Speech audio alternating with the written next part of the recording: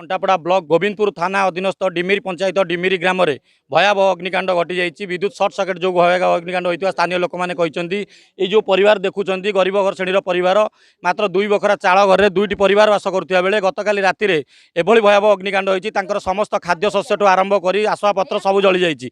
एपरिक गाड़ी साइकल गोटे हैंडिक्याप साइकल थिला सी भी पोड़ी जाइए। एपर्यंत दिन 12टा बाजी भी प्रशासन तरफ एपर्यंत कहीं आसी ना फायर गाड़ी आसी काली घटनास्थल में लिभेक जाइए बेले एपर्यंत प्रशासन कहीं आसीनी। तो स्थानीय लोक मैंने जहाँ कहते प्रशासन तांको डकाई एठिक तहसिल ऑफिस आसतु बोली किंतु तहसिल ऑफिस कौन कार्यकर्मकर्ता एपर्यंत आसी ना आसतु एबार भल भाव विजुआल देखूँ जे लोक जो वर्षा बर्तमान आग को लघुचाप वर्षा अच्छी सरकार तरफ घोषणा कर लघुचाप वर्षा जारी रही 7 दिन पर्यंत।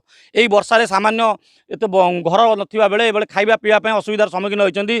कोन स्थानीय एनजीओ संस्था एबे दरी एवं पाल जहाँकि किसी खाद्य शस्य आनिक देइचंदी।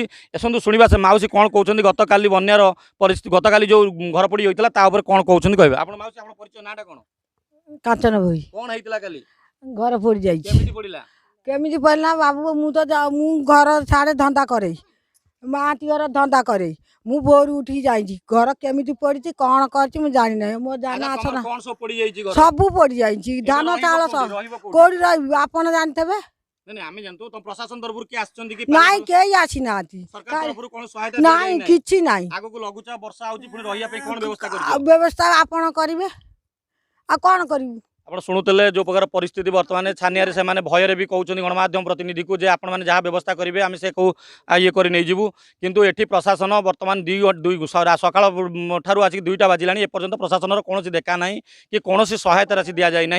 कंटापड़ारू शरद साहू रिपोर्ट एक मीडिया।